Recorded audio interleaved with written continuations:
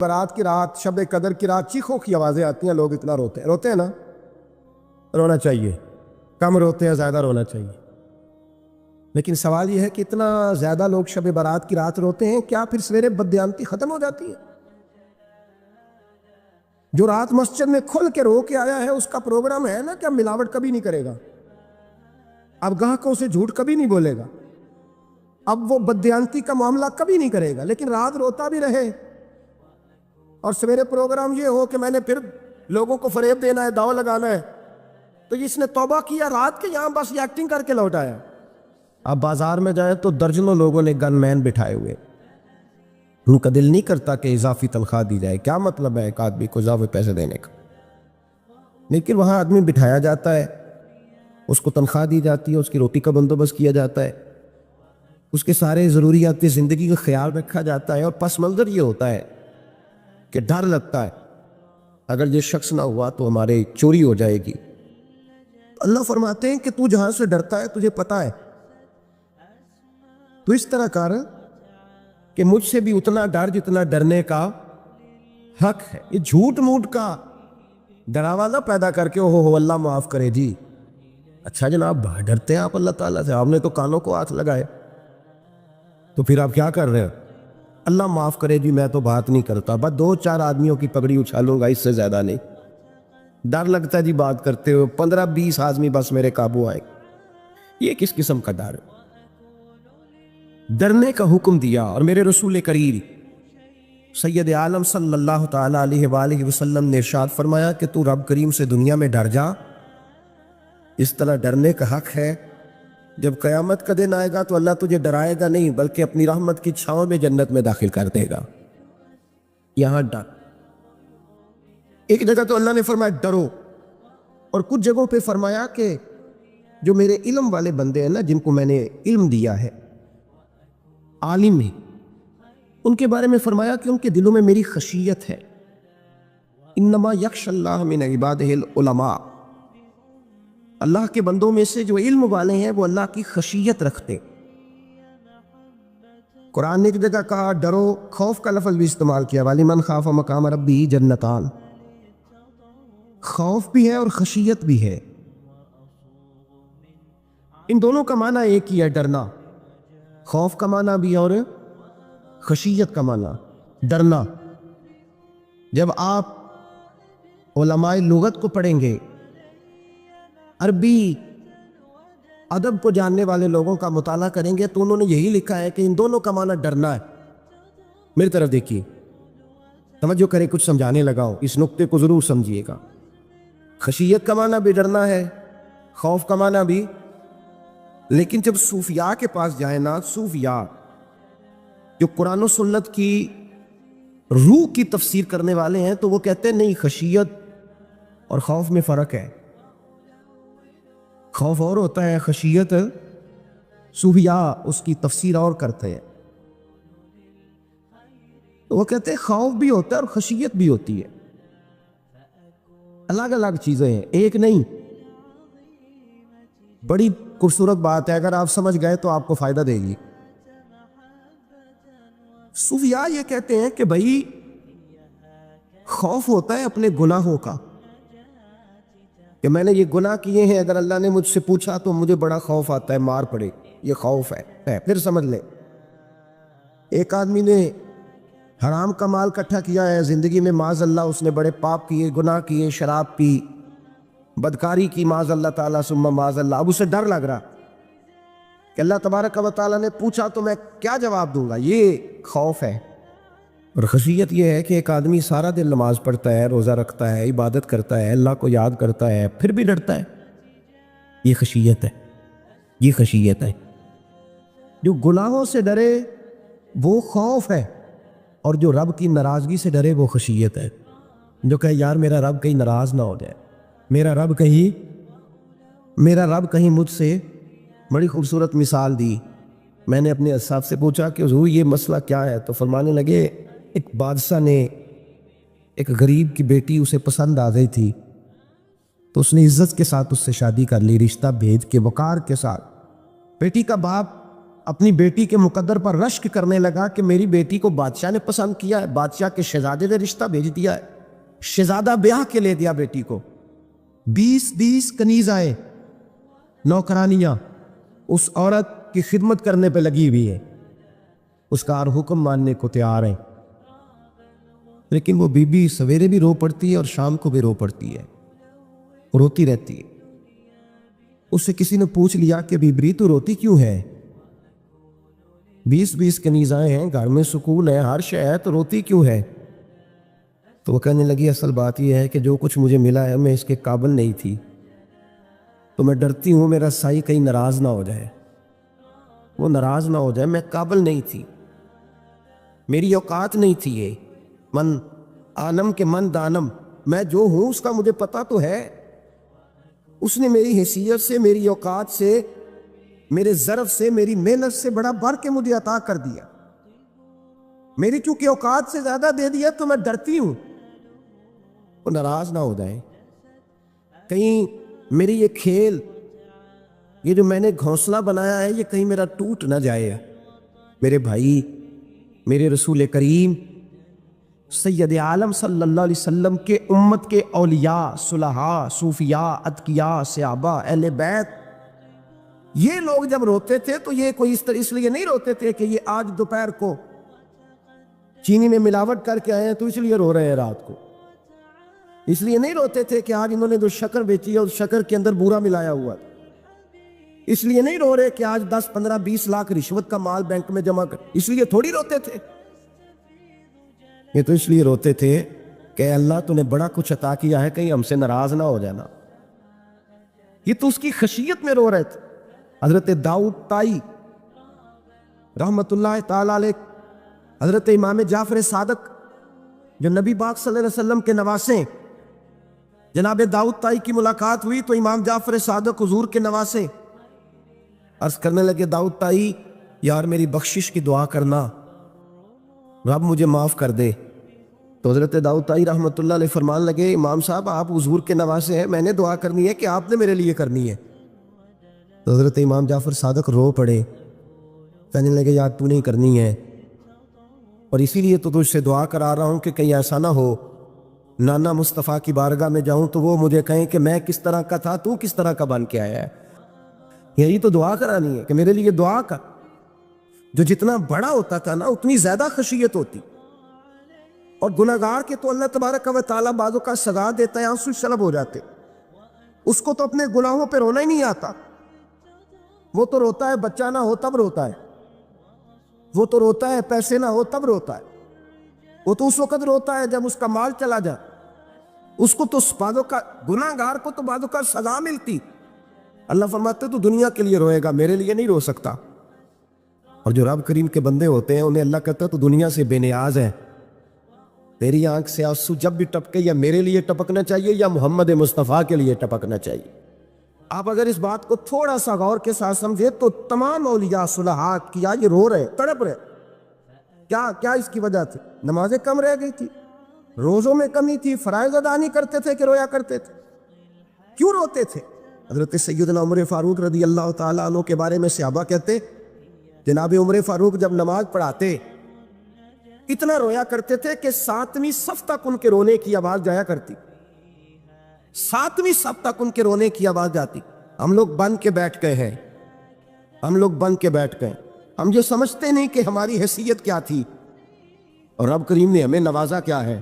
آپ پڑھیے کتابیں، میرے رسول پاک صلی اللہ علیہ وسلم فرماتے ہیں میرا عمر جس گلی سے گزرے شیطان رستہ بدل جاتا ہے۔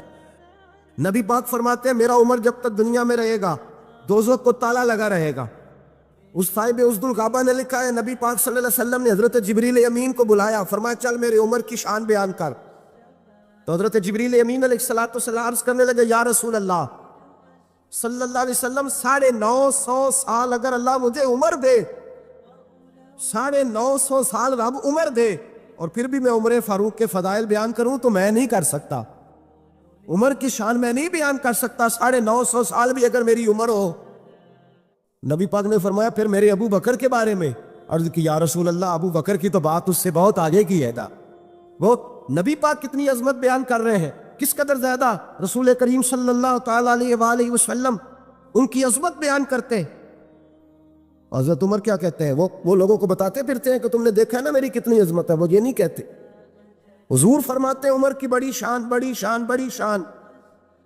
اور عمر کے پاس جب بھی کوئی جاتا ہے کہتے ہیں عمر آپ کا کیا مقام ہے؟ تو عمر فرماتے ہیں میں تو اونٹ چرانے والے کا بیٹا ہوں، میں تو اونٹ چرانے والے کا بیٹا ہوں، میں تو اونٹ چرایا کرتا تھا، میں تو 10 اونٹ نہیں سنبھال سکتا۔ حضرت فاروق اعظم رضی اللہ تعالیٰ عنہ سے کو پوچھتے جناب عمر آپ کا کیا حال ہے؟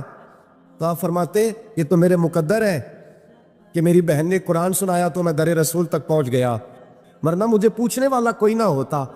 کبھی جناب علی المرتضیٰ کا بازو پکڑ کے کہتے ہیں علی تو نہ ہوتا تو عمر ہلاک ہو جاتا۔ بھائی حضور شانیں بیان کرتے ہیں۔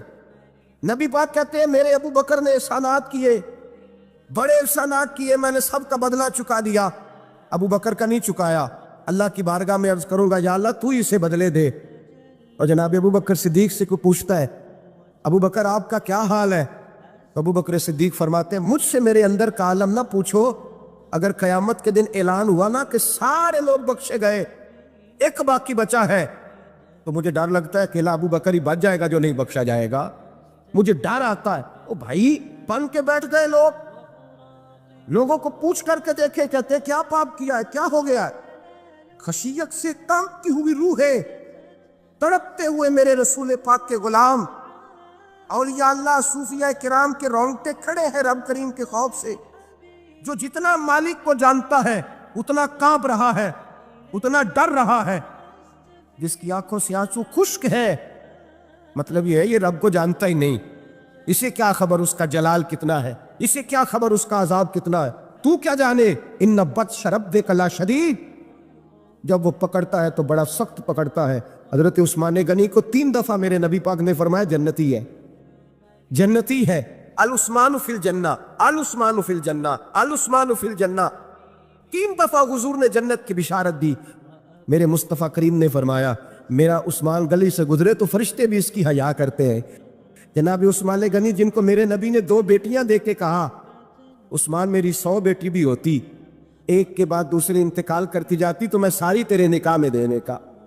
وہی حضرت عثمان غنی قبر پہ کھڑے ہیں حضور کے وصال کے بعد، ایک قبر پہ کھڑے، آنکھوں سے آنسو جاری ہے، داڑھی ساری آنسوؤں سے بھر گئی ہے، روتے ہی جاتے ہیں، روتے ہی جاتے ہیں۔ غلام کہتا عثمان یار رونا ہمیں چاہیے، رونا ہمیں چاہیے، جن کو کوئی بشارت نہیں اور آپ کو تو 3 بشارتیں، روتے کیوں ہو؟ جناب عثمان غنی فرمانے لگے جس مصطفیٰ نے مجھے جنت کی بشارت دی اسی رسول نے فرمایا تھا قبر آخرت کی منزلوں میں سے پہلی منزل ہے، آخرت کی منزلوں میں سے پہلی منزل۔ سوچتا ہوں اگر رب کریم نے عثمان سے حساب پوچھ لیا حساب کیسے دینا ہے؟ میرے مصطفیٰ کریم نے، یہ تو بات ہے نا جناب عمر کی، یہ تو بات ہے حضرت عمر کی، حضرت ابو بکر کی، جناب عثمان غنی کی۔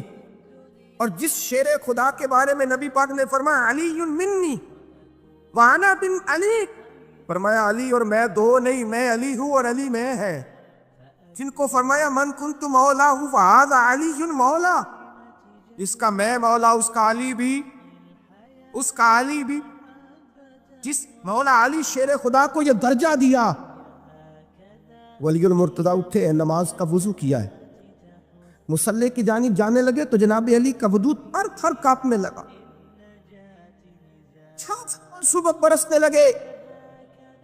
حضرت سیدنا امام حسن آگے بڑھے، ابا جی کیا ہوا؟ فرمایا حسن ڈر رہا ہوں، مالک کی بارگاہ میں جا رہا ہوں، کہیں رب علی کو دھتکار ہی نہ دے، کہیں مالک علی سے حساب ہی نہ پوچھ لے، کہیں اللہ تبارک و تعالیٰ ناراضگی کی نظر سے نہ دیکھ۔ او بھائی ہم لوگ اتنے دلیر، اتنے تگڑے، اتنے سیاہ، اتنے عقل مند، اتنے گناہوں کے پیچھے پہاڑ ہیں، ان مجال ہے کوئی ایک قطرہ وہ آنسو جو ہم نے سنبھال کے رکھے ہیں دنیا داری پہ بہانے کے لیے؟ کبھی اپنا حساب کر، کبھی سوچ۔ روز شکوہ کرتا ہے، کہتا ہے میرے پاس پیسے نہیں، گاڑی نہیں، کار نہیں، کوٹھی نہیں، سرمایہ نہیں۔ کبھی سوچ جو کچھ ہے اگر رب کریم میرے اور آپ کے اعمال دیکھے تو ہماری حیثیت ہے کہ وہ سارا کچھ ہمیں دیا جاتا؟ ہماری اوقات تھی کہ وہ ہمیں دیا جاتا جو اس نے دیا ہے؟ ٹٹول کے دیکھیں، عمر گزر گئی، شکوے کرتے، ذرا پلٹ کے دیکھیں، اگر ہمارے گناہ اور ہماری نیکیاں اکٹھی کی جائیں تو ہم جزا والے نہیں سزا والے نکلتے ہیں معاذ اللہ۔ مامور غزنوی بڑا پیار کرتے تھے ایاز کے ساتھ، بڑا پیار کرتے تھے، نوازا کرتے تھے، روز کوئی نہ کوئی تحفہ ملتا تھا ایاز کو۔ کچھ حسد کرنے والوں نے کہا محمود تو اسے تحفے دیتا ہے اور یہ جنگل میں اسلحہ اکٹھا کر رہا ہے کہ تیرے خلاف علیحدہ سے فوج تیار کر رہا ہے، کچھ وقت آئے گا یہ تجھے چھوڑ کے علیحدہ سے بادشاہی کا دعویٰ کر دے۔ مامور غزنوی کہنے لگے یہ کس طرح کی بات؟ کہ تمہیں پتہ ہے کہ ایاز عصر سے لے کر عشاء تک کہاں رہتا ہے؟ مامور کہنے لگے یار واقعی میں نے کبھی پوچھا تو نہیں۔ شک کا بیج بو دیا، شک کا بیج بو دیا۔ مامور غزنوی کہنے لگے اچھا آج میں پیچھا کروں گا، تفتیش کروں گا، تحقیق کروں گا کہاں جاتا ہے، تحقیق کروں گا۔ مامور غزنوی نکلے پیچھا کرنے۔ عصر کے بعد ایاز نے جنگل کا رخ کیا، محمود بھی پیچھے پیچھے ہو لیے۔ کہتے ہیں جنگل کے بیچ جا کے ایک جھونپڑی آئی، اس جھونپڑی کے اندر ایاز گئے، دروازہ کھولا اندر چلے گئے۔ مجھے بڑا غصہ تھا کہ ہر بات مجھے بتاتا ہے، یہ کیوں نہیں بتائی؟ جب ایاز اندر گئے تو میں نے زور زور سے دروازہ کھٹکھٹایا غصے کے ساتھ۔ ایاز نے دروازہ کھولا، باہر آئے، میں نے کہا پیچھے ہٹ۔ ایاز پیچھے ہٹے تو میں اندر چلا گیا۔ محمود کہتے ہیں جب میں اندر گیا تو میں نے اس جھونپڑی میں ایک پرانا کرتا لٹکا ہوا دیکھا، ایک ٹوٹے ہوئے جوتے پڑے ہوئے دیکھے، ایک چھوٹا سا ڈنڈا دیکھا، ایک مٹکا، ایک پیالہ دیکھا۔ میں نے ساری تلاشی لی تو چند ٹوٹی پھوٹی پرانی چیزیں۔ میں نے کہا یار یہ کیا ہے؟ تو کہتے ہیں یاز کہنے لگا بادشاہ ٹٹول کے دیکھ لے، یہی کچھ ہے جو تو نے دیکھا ہو۔ میں نے کہا یہ ہے کیا؟ کہتے ہیں یاز پیروں میں بیٹھ گیا، تڑپ کے رونے لگا، کہنے لگا بادشاہ یہ میری اوقات ہے، یہ میری اوقات ہے، یہ میری اوقات ہے، یہ میری اوقات ہے۔ کہا کیا مطلب؟ کہنے لگا جس دن تیرے پاس آیا تھا نا تو یہ میری کائنات تھی کل، آج تیری مہربانیوں نے مجھے یہاں تک پہنچا دیا ہے۔ میں جو تیرا غدار نہیں نہ ہوتا، میں جو تیری نافرمانی نہیں کرتا، اس لیے نہیں کرتا کہ میں ہر شام آ کے اپنی اوقات یاد کرتا ہوں، اور پھر مجھے روز رات کو میرا نفس کہتا ہے اس کا وفادار رہنا، اس کا وفادار رہنا۔ تو اس حال میں تھا جب آیا تھا، اگر یہ بگڑ گیا تو پھر تجھے اپنی اوقات کا پتہ ہے نا۔ محمود غزنوی نے سینے سے لگایا، کہنے لگے آج تک تو بچا بھی اس لیے ہے کہ تو اپنی اوقات نہیں بھولا۔ ملا رومی کہتا ہے اپنی اوقات یاد رکھ تو کیا تھا، تجھے ایک رات سونے نہ دے تو اپنی ٹانگوں پہ کھڑا نہیں ہو سکتا، تیری وہ آنکھ لے جائے تو کچھ نہیں کر سکتا، وہ تجھے معذور کر دے تو کچھ نہیں کر سکتا۔ 30 سال کے اونچے 7 فٹ قد کے جوان اس نے فالج زدہ کر کے ہسپتالوں میں ڈال دیے، وہ کچھ نہ کر سکے۔ بڑے بڑے پہلوان جو کہتے تھے کہ ہم اٹھے تو دنیا اٹھتی ہے، اس نے پھینک دیے من و مٹی کے نیچے، کچھ نہ کر سکے۔ اپنی حیثیت نہ بھول۔ میرے رسول کریم سید عالم صلی اللہ علیہ وسلم نے فرمایا 2 باتوں میں لوگ دھوکے میں ہیں، اوکے میں ہے، اوکے میں ہے، دھوکے میں۔ یا رسول اللہ کون سی؟ فرمایا جو صحت مند ہے وہ دھوکے میں ہے، وہ سمجھتا ہے میں کبھی بیمار ہی نہیں ہوں گا، مجھے روز اسی طرح نیند آئے گی جس طرح اب آتی ہے، میں روز اسی طرح اٹھوں گا جیسے اب اٹھتا ہوں، میں اتنا ہی لمبا چوڑا رہوں گا جس طرح آج ہوں، میرا حسن اسی طرح قائم رہے گا جیسے آج ہوں۔ تو دھوکے میں ہے، دھوکے میں۔ بڑے بڑے آئے اور بڑے بڑے مٹی کا ڈھیر ہو گئے، فنا ہو گئے، کل من علیہ فان، فنا ہو گئے، کوئی پوچھنے والا نہ رہا۔ اور میرے رسول پاک نے فرمایا جو فارغ ہے، جن کو رب نے اپنی عبادت کے لیے فارغ کیا، اپنے دین کی نوکری کے لیے فارغ، وہ بھی دھوکے میں ہیں، وقت ضائع کر رہے، چوک اور چوراہے میں کھڑے ہیں۔ میرے بھائی جب اپنی حیثیت انسان بھولتا ہے، حیثیت بھولتا ہے، پھر وہ شکوہ کرتا ہے، جب اپنی اوقات بھولتا ہے پھر شکوہ کرتا ہے، جب وہ بھول جاتا ہے کہ میں کیا تھا پھر وہ شکوہ کرتا ہے۔ حضرت سیدنا امام احمد رحمۃ اللہ علیہ بازار میں کھڑے تھے تو بادشاہ کا بیٹا گزرا، کر کے گزرا، آپ نے بازو پکڑ کے کھینچا اور میں جا کے اپنی ماں سے پوچھ اور اپنے باپ سے پوچھ تیری اوقات کیا ہے، اکڑ کے چلتا ہے، جا پوچھ ان سے تیری حیثیت کیا ہے۔ حضرت جناب سیدنا امام احمد نے ڈانٹا تو واپس آیا، آگے کہنے لگا ابا وہ امام کیا کہتا تھا کہ میری اوقات کیا ہے؟ کیا اوقات ہے میری؟ تو باپ اور ماں دونوں گھورنے لگے، کہنے لگے بیٹے ہمارے پاس دولت بھی تھی، گھر بھی تھا، مکان بھی تھا، جائیدادیں بھی تھی، بادشاہت بھی تھی، پر ہم دنیا کے دروازوں سے بھیک مانگ مانگ کے تھک گئے تھے۔ عرش کا مالک ایک بیٹا عطا نہیں کرتا تھا، ایک بیٹی نہیں دیتا تھا، تھک گئے تھے، روتے تھے، سسکتے تھے۔ پھر وہی امام احمد جنہوں نے آج تجھے گلی میں کھڑا کیا ہے، اس کے دروازے پہ جا کے بیٹھ گئے۔ ہم نے کہا رب ناراض ہو گیا، دعا کرو ہم سے راضی ہو جائے، چلو زیادہ نہیں، ایک لال ہی ہمیں دے دے۔ کہ امام احمد دعائیں کیا کرتے تھے تو تب اللہ پاک نے تو ہمیں عطا کیا تھا۔ تیری او بھائی، یہ جو ایمان ہوتا ہے یہ بندے کو طاقتور کرتا ہے، بندہ مضبوط ہو جاتا ہے۔ مجھے بتائیے نا، جب ایمان پکا ہو کہ روزی دینے والا اللہ ہے تو پھر بندہ کسی مالدار آدمی کے پیچھے کبھی بھاگتا ہے، کبھی کسی بڑے آدمی سے ڈرتا ہے؟ جب اسے پتہ ہو کہ عزت اور ذلت اللہ کے دست قدرت میں، پھر وہ سیاستیں، سازشیں یہ کام کرتا ہے۔ تو پہلے تو مضبوطی ایمان درکار ہے ہمارے بچوں کے اندر، ہمارے مزاجوں کے اندر۔ جب تک وہ مضبوطی ایمان، حضرت مولا علی شیر خدا کرم اللہ تعالیٰ وجہ ان کریم ایک دفعہ بڑے علین ہو گئے، کمزوری آ جاتی ہے، بندہ بیمار ہو جاتا ہے۔ تو ہمارے ہاں بیمار لوگ بعض اوقات ایسا جملہ بولتے ہیں جو کفر کے زمرے میں چلا جاتا ہے۔ آپ پریشان ضرور ہیں، تکلیف میں ضرور ہیں، لیکن آپ بات وہی کریں گے جو شریعت اجازت دیتی۔ حضرت علی شیر خدا شدید علیل تھے، ایک صحابی تیمارداری کرنے گئے تو حضرت مولا علی کا چہرہ دیکھ کے پریشان ہو گئے، کہنے لگے آپ تو بڑے سخت علیل ہیں، اللہ خیر کرے، اللہ تعالیٰ آپ کو صحت دے۔ تو حضرت علی کہنے لگے تو فکر نہ کر، مجھے اس بیماری سے کچھ بھی نہیں ہوگا۔ نے کہا کیوں؟ فرمانے لگے مجھے نبی پاک علیہ السلام نے فرمایا تھا علی اس وقت دنیا سے جاؤ گے جب داڑھی خون سے رنگین ہو جائے گی، تو اس کا مطلب ہے میں خنجر کے وار کے ساتھ شہید کیا جاؤں گا، میں بیماری سے دنیا میں نہیں جاؤں گا، میں یہ بیماری سے مجھے کچھ بھی نہیں ہوگا، اللہ مجھے شفا دے دے گا، چونکہ حضور نے فرمایا کہ ساڈے نبی دی زبان ساڈے واسطے قرآن۔ تو سب سے پہلے تو اپنے ایمان کے اندر، توکل کے اندر مضبوطی پیدا کریں۔ مسلمان دیکھو نا، نماز پڑھنے سے روزی میں برکت ہوتی ہے، تو پھر اس کا مطلب یہ ہے کہ جب ٹائم آئے نا نماز کا تو گاہک جتنے مرضی کھڑے ہوں پھر دکان بند کرنی چاہیے، پھر نماز پڑھنی چاہیے، کیونکہ روزی تو اللہ نے دینی ہے، گاہکوں نے تو دینی۔ تو سب سے پہلے ضروری ہے مضبوطی ایمان، توکل، اللہ کی ذات پر بھروسہ۔ آپ کبھی میدان کربلا کا پورا نقشہ اپنے سامنے رکھیں نا، دو چیزیں ہیں، امام حسین کو نظر آ رہا ہے اب شہادت ہو جائے گی، اتنی بڑی فوج آئی ہے، خدا کی حکمت کے تقاضے سمجھ میں آ رہے ہیں، حالات کیا ہوں گے سمجھ آ رہی، پر ایک لمحے کے لیے بھی ان کا توکل کمزور نہیں ہوا۔ اپنے رب پر جو مضبوط بھروسہ ہے، سیدہ طیبہ طاہرہ حضرت فاطمہ الزہرا رضی اللہ تعالیٰ عنہا اونٹ کے بالوں کی بنی ہوئی چادر اوڑھ کر چکی پیس رہی تھی۔ یہ ابھی بھی بڑا روتی ہے، غریبی بڑی ہے، بڑی غریب بھی ہے، حالانکہ اب کون بندہ پیبند والے کپڑے پہنتا ہے جی؟ اب تو بڑی مشکل سے وہ لوگ ملتے ہیں جو جوتا ٹوٹ جائے تو گانٹھ کے پہنے، ورنہ تو نئے جوتے آ جاتے ہیں۔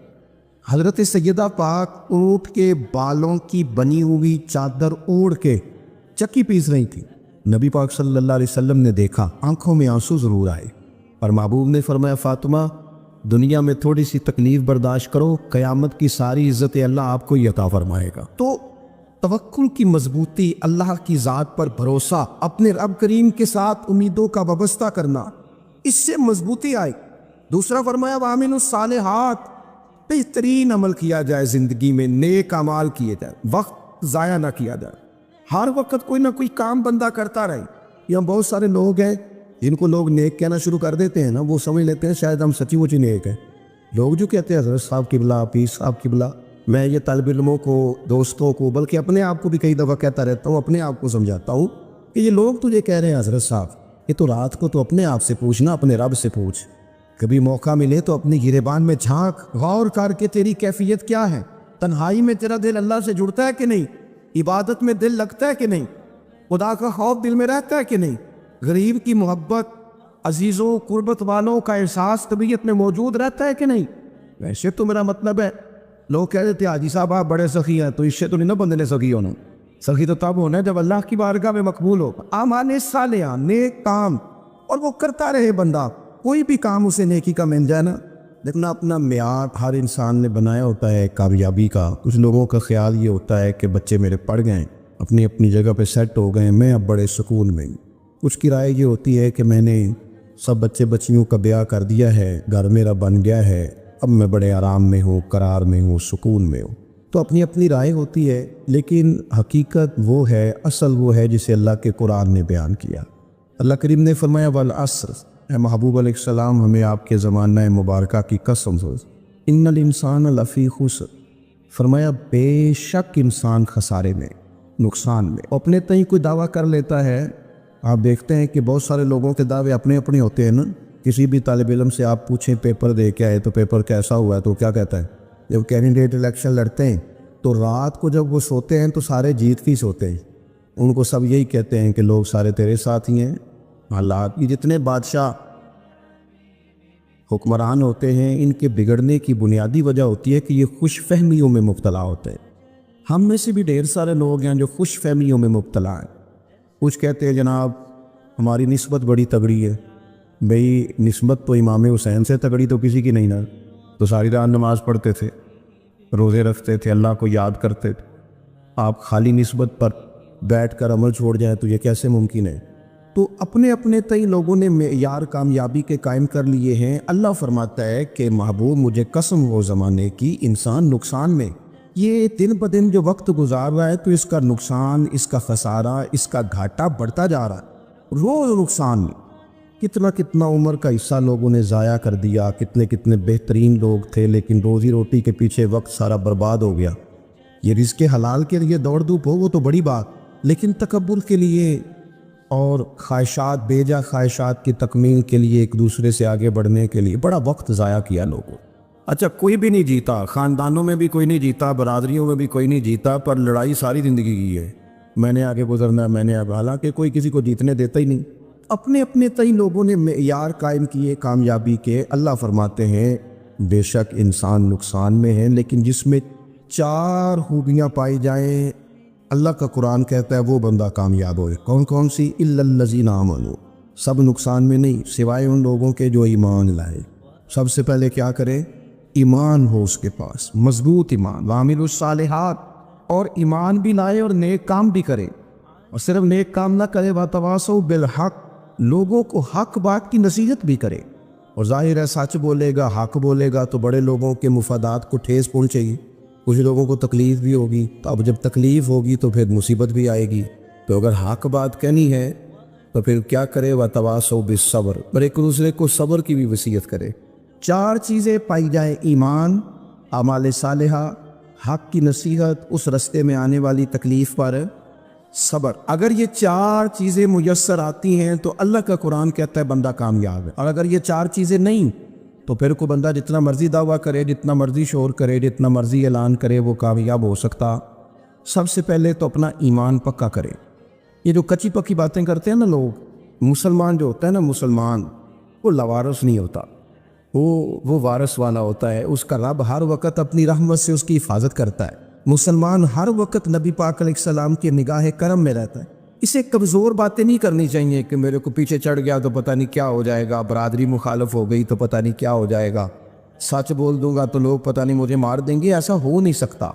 چھری حضرت ابراہیم چلائے بھی نا تو حضرت اسماعیل کے حلق پہ چلنا اس نے تب بھی ہے جب اللہ حکم کرے گا، تو اللہ کی حکمت ہوگی، حکمت الہی ہوتی ہے تو کوئی کام ہوتا ہے، ورنہ ہوتا تو اپنی طبیعت میں مضبوط ایمان، توکل، اللہ پہ بھروسہ، مضبوطی افکار کی، کچی باتیں نہیں۔ دیکھو نبی پاک صلی اللہ تعالیٰ علیہ وسلم نے فرمایا نیکی کو کبھی حقیر نہیں سمجھنا، کبھی اکارت سے نہیں نیکی کرنی کہ یہ بڑی چھوٹی ہے تو میں اس کو کروں گا۔ فرمایا کبھی حقیر نہ سمجھنا، نیکی کا کام جو بھی ملے کر دینا۔ فرمایا اگر بھائی سے مسکرا کے ملو گے بنا تو اس پر بھی اللہ تمہیں صدقے کا ثواب عطا کرے گا۔ ہم تو اس دین سے کے ماننے والے ہیں جو کہتے ہیں تو گلی سے روڑا اٹھا دے، کانٹا اٹھا دے، کسی کی تکلیف دور کر دے، کسی پر گنجائش کر دے، کسی کے لیے آسانی کر دے، جو بھی خیر کا کام میسر آئے پورے دن میں اسے چھوڑے نہیں۔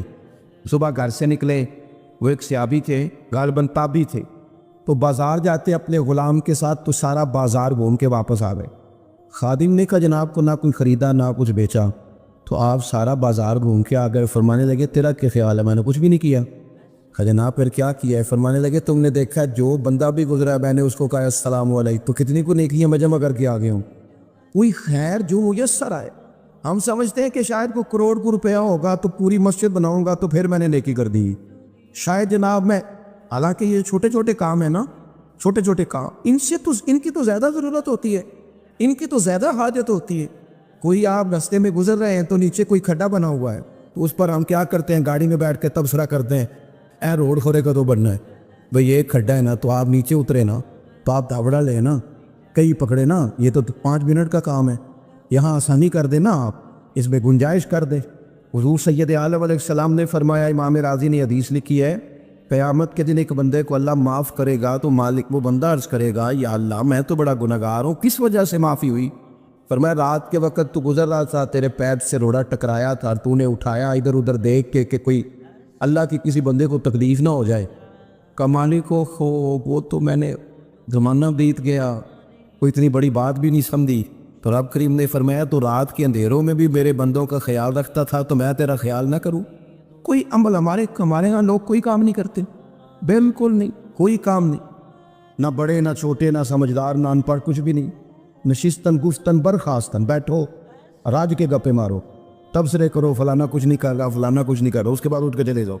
کہ کچھ کرے، وعامل الصالحات، نیکیاں جمع کرے زندگی میں، خزانہ بنائے، خزانہ، اپنی ڈیوٹیاں، اپنی ذمہ داریاں پوری کرے.